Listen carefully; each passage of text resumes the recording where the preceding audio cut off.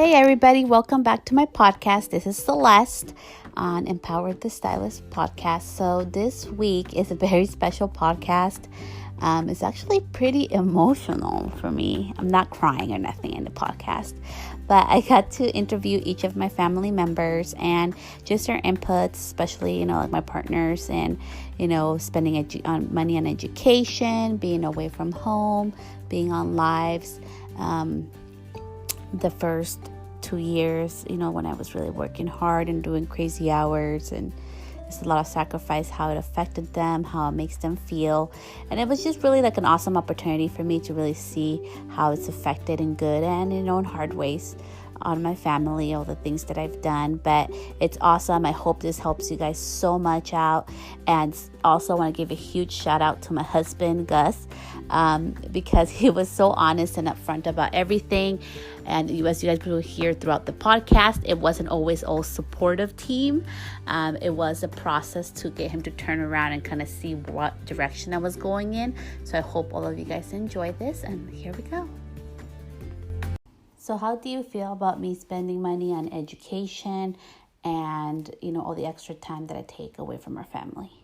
Always from a financial background, it always, seems more stressful because every time we turn around, more is invested in education. In the long run, even though it might be difficult, it's always worth the investment because it always has its kickbacks. It always has its benefits to the courses you take, the education you take. It always comes back and betters you as an individual artist, and you learn and you practice it and you absorb the knowledge. So it's not a waste of education, where I feel like when you take these courses, you do benefit to the max from them, and it betters you as an individual stylist. But how do you feel like with the kids? Is there a lot of pressure when I'm gone and I travel, and then you see like my stories and like I'm having a drink or having some fun? Like how does that really make you feel, honestly? Well, that's all part of traveling and socializing and networking. And I think as for the kids, we're privileged that one of us gets to be home. And we've been on both sides of it, where you've been home. And now we're both at a point in our careers where I can be home and the kids can be home. And at times it might be difficult on the kids, only when it's, a few nights out. Usually when it's a quick turnaround and you're gone for a day or you're gone for just a night, they miss you and they ask for you, and it can be challenging. How is it hard when I'm gone like more days? Well, then it's, when you're gone more days, it's always the factor of, hey, we miss mom, or we're such a tight little family that we're so spoiled by being surrounded by each other all the time that one of us is gone for a period of time. We miss you, and but why am I annoying? well, you're not annoying. And I'm bossy. You are bossy. But not annoying. We love you dearly, and we do miss you, and we might not express it all the time, but we do miss you. Do you guys miss me cleaning up the house and keeping it tidy and OCD on you guys all the time? Well, that always helps, a clean house. Again, because we do have kids, and it's hard to keep up with them. So when I'm on lives or I'm traveling and you see my stories, how do you feel about all that stuff? In a professional career, and it does not affect me in a sense that you're traveling and you're socializing and you're building a network. Well, for me, just hanging out. I'm not really trying to network. I'm just really trying to go hang out, have fun, and talk to people. Yeah, but for me, coming from a background where I did network in telecommunications, that is part of... I guess I don't mean to. It's part of... It's like I get along with people or I don't, Right. And it comes with your, industry. You're in an industry where you want to socialize, and you want to be fair to people, and you don't want to be two-faced, and you want to be real. Because like I said earlier, I do know a little bit about your industry, and it's a cutthroat industry. There's a lot of backstabbing. There's a lot of you know, untrustworthy people, that don't not always necessarily mean good, or people that are just gonna be using people as stepping stones to try to better themselves. Or And that's why I don't like doing that. Like honestly, like with all my friends, like I don't become friends with them because of that. I want to be friends with them because like the human being they are. And if I'm gonna do something, I do it on my own, not because I want to be stepping stone at nobody. You know what I mean?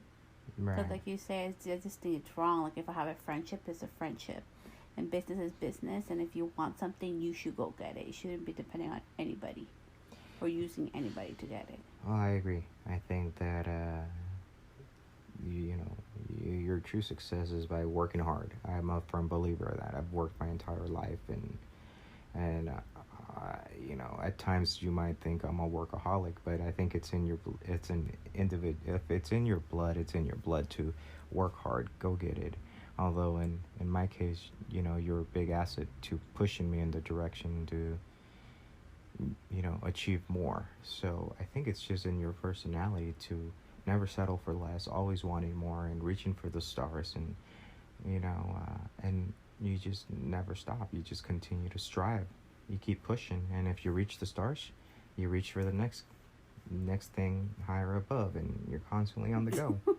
Also, you don't just settle. And I think that the beauty of it is your absorption, like your ability to absorb and learn and practice. I think a lot of times individuals will invest in education, but then not do anything with it.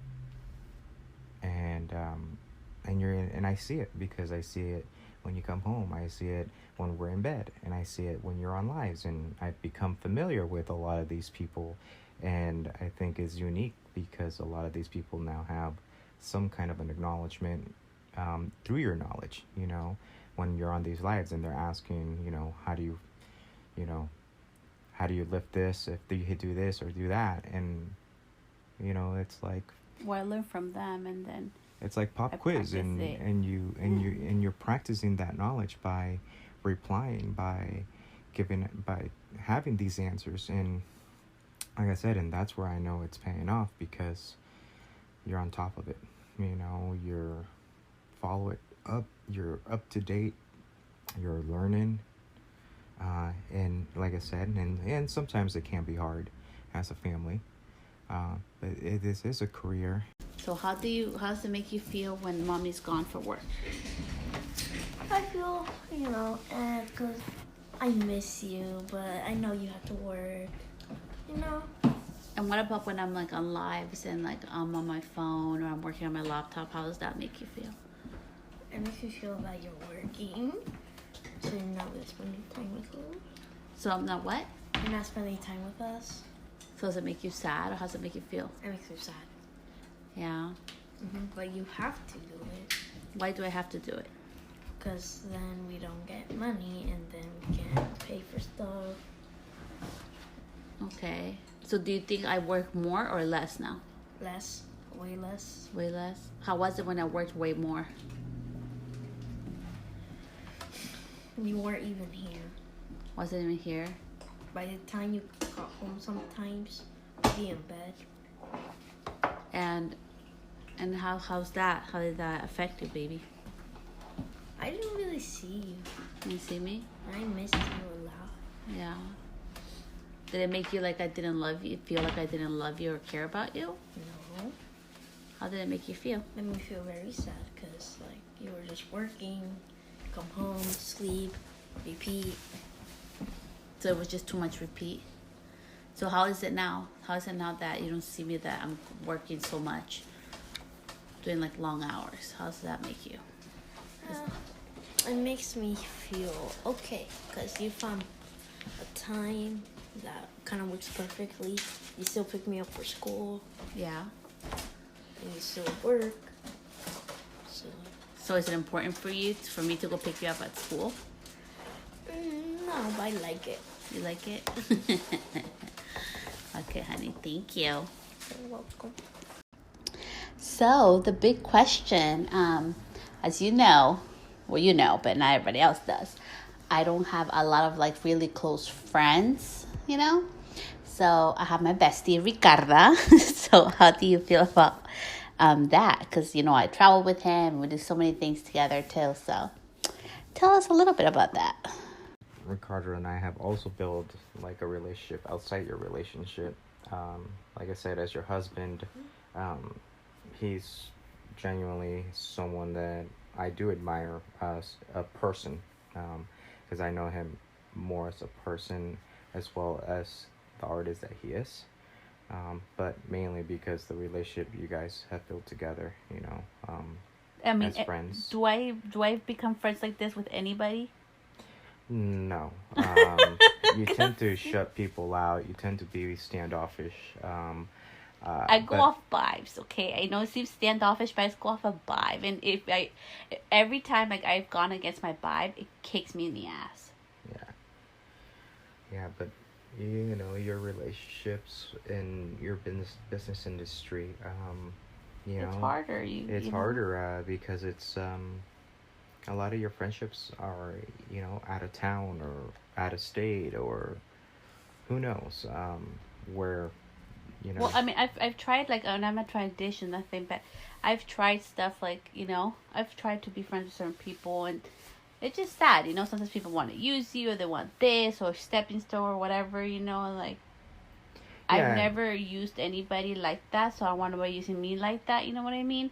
And it's hard. And if it's not genuine, like if you're not gonna be there with me when I'm freaking crying and I'm a mess and I want to quit, you don't deserve to be with me when I'm, you know, at my best. And that's the thing. I think being part of a friendship is like a relationship. You have to take the good with the bad. When you have your bad days and you're little, you know, like you're being a brat that day, like it's the same thing, you know. You can't just be wanting only good. Right. You have to be willing to be there for your friend when it's bad too. And I feel like there's a lot of people that want to be there with you when you're hella good, but when you're bad, those people are rare. Right. And those are the ones that you value. And that's why I love like Ricarda. Like she's one of like my like, you know, my friends that have really been there for me. Definitely, you know, and I can honestly say he has, and like I said, on a personal level, he and I interact and socialize, and you know he's a good guy Ricardo. when I can steal your phone and then Snapchat him or do something and be myself. So Gus, are you gonna dish me for Ricardo? He says that he says you want him. He's in denial.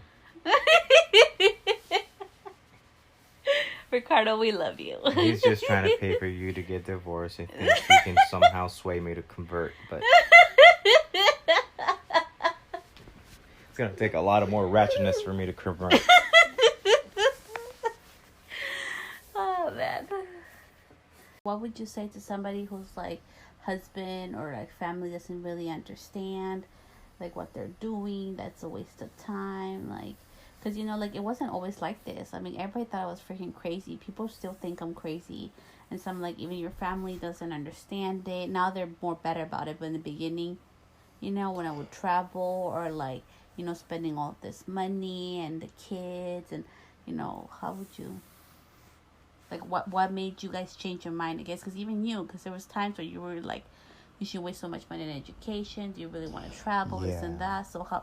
Yeah, for what do you me, think helped you change that? Well, for me, it was coming, but for me, it was coming from a financial background, meaning we'd invested on your first year of education, which was your schooling, and then the turnaround rate. Okay, we're done with school, so now we can start to see a financial kickback from your education by building your clientele, meaning, okay, we went from a single income to a dual income.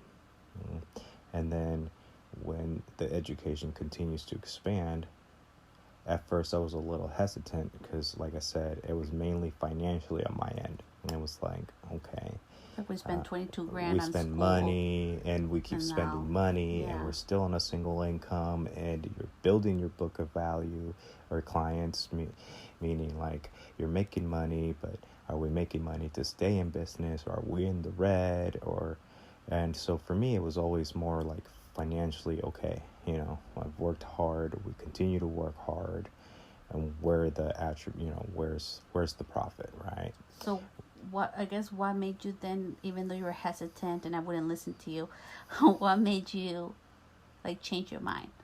Because I seen how hard you would work and how much certain services started paying out, and how extending your education was giving you better knowledge, better process, better placement, and you started practicing what you were educating yourself on. I started to see at times the profit benefits of it, and then understanding that with extended education also came travel.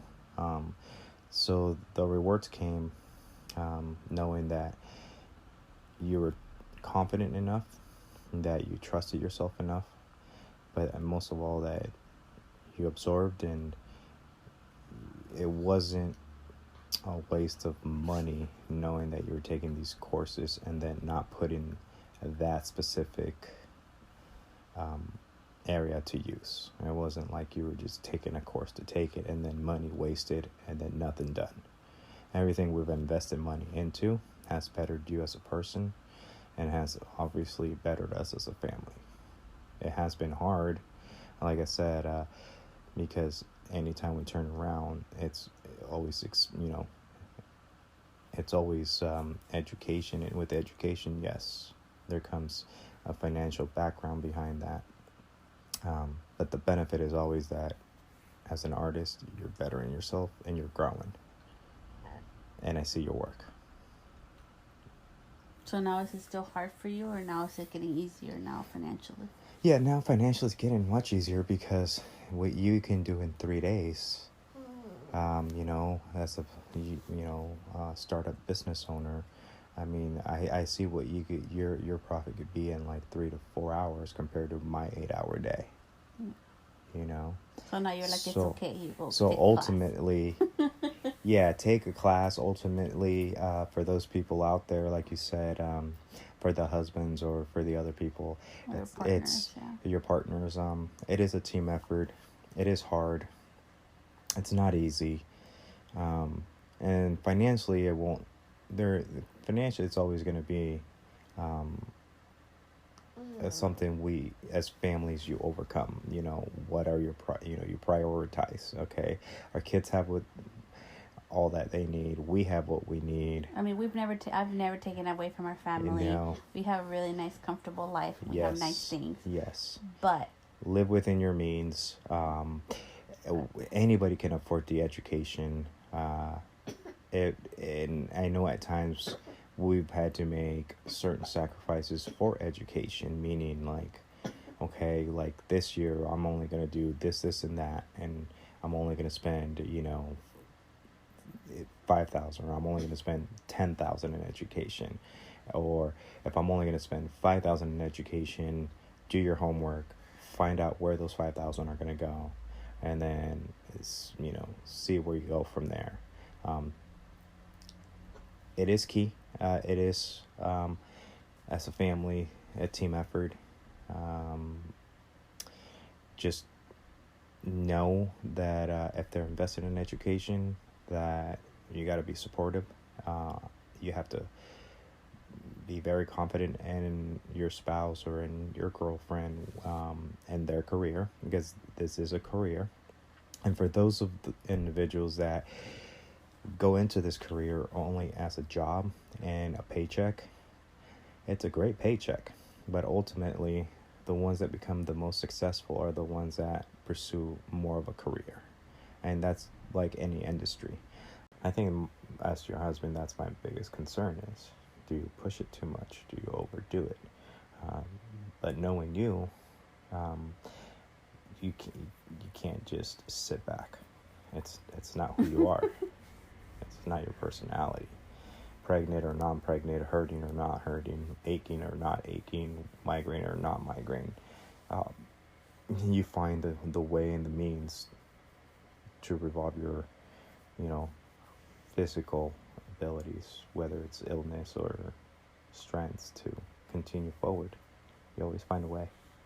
And I think that's one of the most attributes that I admire about you as a personality and as a woman, that you're just a go-getter.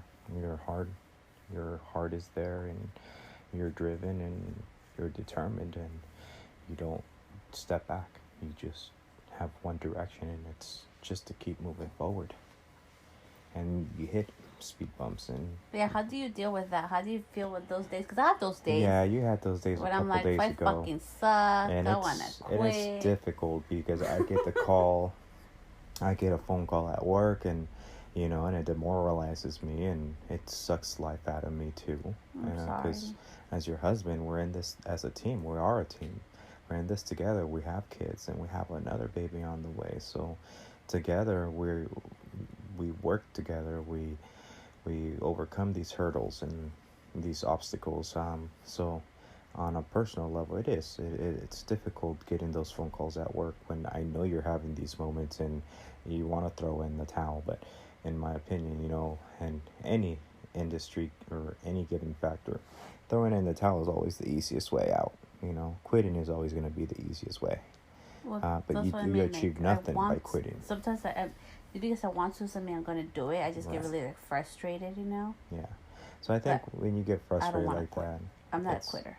And then I've known that of you not to be a quitter, and I know when you're faced with these circumstances where these obstacles are confronted before you, it's when you excel the most.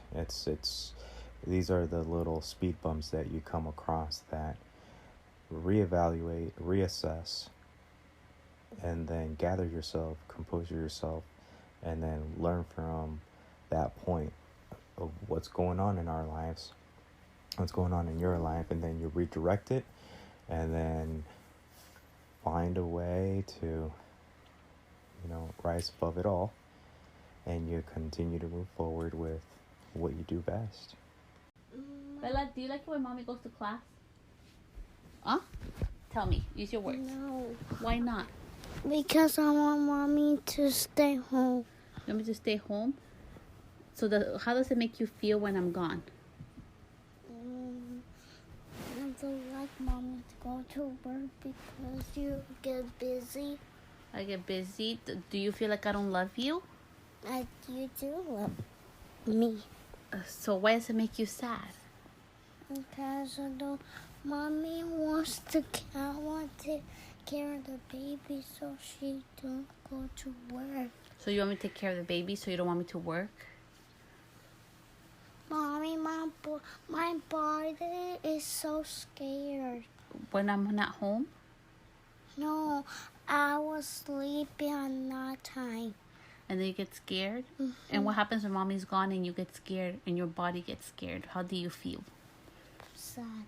You make sad? I'm sorry. My body is scared because this something in the dream it will be. No, Mama, I didn't have to scare your dreams. So I know we're not the only couple that deals with this. So I go on lives. How has that benefited you, or how do you feel about me listening to lives so we're in bed, or like I'm at the house and you see me doing that? I've learned to be a better business person or a business owner. So it's helped you too. I've applied it. I know I come from a different background. And when Lisa goes on live, when Lisa goes on live, or when Carla Jones goes on live, and I've learned, with David when they're online and they're talking. So me being a tile contractor, I've been in my industry now for almost 20 years. I've had my license for a couple of years. And what I've learned through the education you've taken over the course of a couple of years, a lot of it came from business aspects, from color, from hair. Where I've learned the most has been with, with the pricing, with the value, whether it was Lisa's live or Carla's live, or what I hear the most now is everything I've heard is when do you increase your rates? When do you do this? Or if So it people are helps you. paying you a certain rate, and they keep coming back, it's because you're doing it. If people want to pay less, go ahead, have them. It's okay for them to leave and pay less. Ultimately, people are going to pay for a service that you provide, and as long as your service is of quality, and you take great amount of pride in what you do, you will set a clientele base based on your skill level. So never underestimate yourself, never sell yourself short. I've learned a lot of the business side and what your net worth value really is, just from listening in on lives, and when do you need managers to run your salon, and booking and scheduling and processing, and a lot of the stuff that I've listened on has helped me on the personal end of my business side. That's what I see in our generation now. People want to make a lot more money. People want more in this generation now, and they want to work less. You don't have to work more to make more money. You just have to work smart.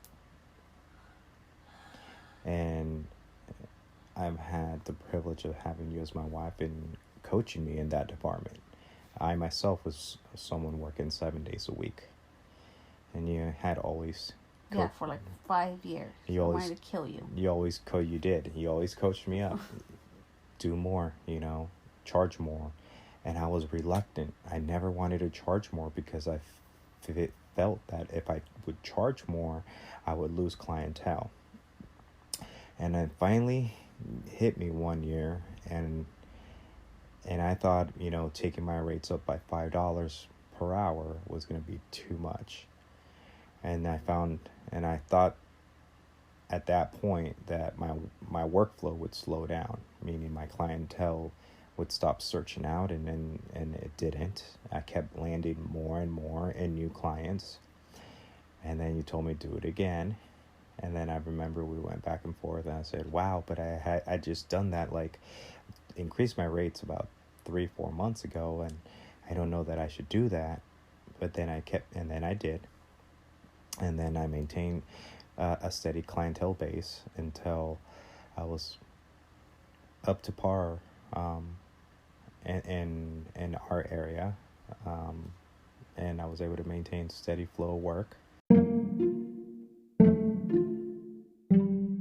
So both of us being self-employed, what do you think are some of the things that we probably do different than most households to keep our house running and trying to manage it all?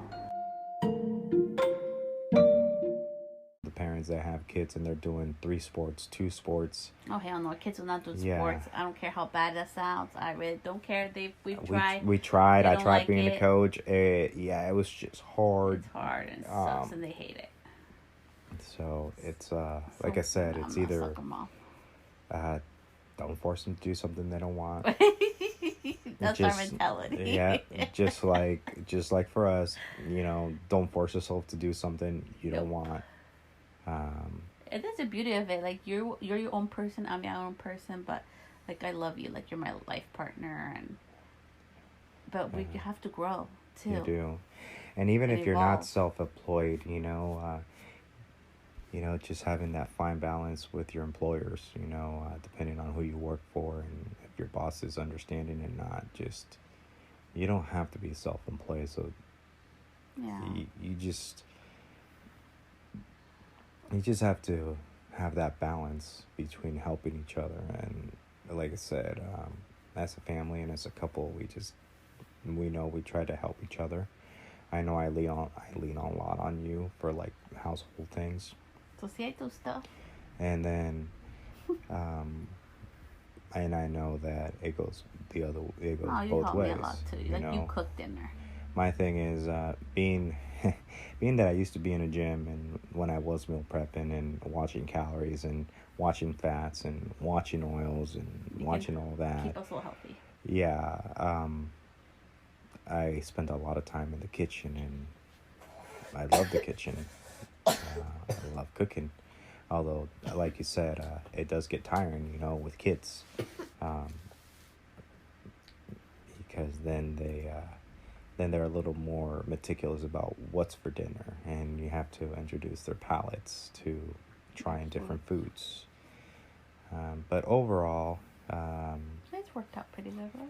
I think it's worked out really good, and we continue to iron out the wrinkles and figure it out, and we'll have to start all over again once the baby is born. Number 3. Let alone for me, since I average about 5 hours of sleep.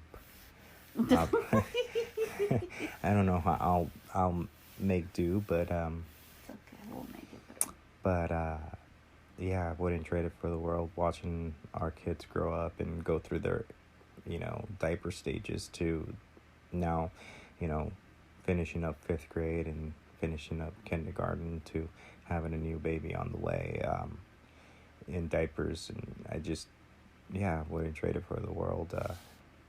I think we just make it work. You can't ever. They always, where was that? There was a saying, I forget exactly how it was said, but you can never really prepare for a baby. You can't really ever really plan for a baby. There's never perfect timing. There is no timing. Just just know that when the time comes to start a family and you want a family, or you decide to, you just have to do it. Yeah, you just. I know, because there's some people that they're like, oh, how do you do it? Like, I can't. I don't feel like I can have a family, and they want to, Yeah. They have family because of work, and I'm like, no, just because you're in this career doesn't mean you can't have a family. Yeah. I have 2 and have 1 more in a way, and then I'm done. But I'm just like, you can still do it. It's just like a lot of give and take takes a partner. So. Well, thank you so much, honey, for doing this. I appreciate you. Yeah, and sorry I was rambling. So that's behind the scenes, what happens in my home, my family's perspective on all of it, and just a little more inside look and, outtake of it. Sometimes where you're chasing things, or not chasing, but when you're, trying to work really hard for your dreams or something you really want to pursue, it's not always going to be easy. You're not always going to have the support from people close to you, but perseverance can change somebody's perspective. It can change their life, and it has really benefited my family and my husband as a whole, and I'm excited to continue to grow and go on this journey. So I really hope this helped you guys out, and I'll see you guys next week here at Empower the Stylist podcast. Thanks, guys.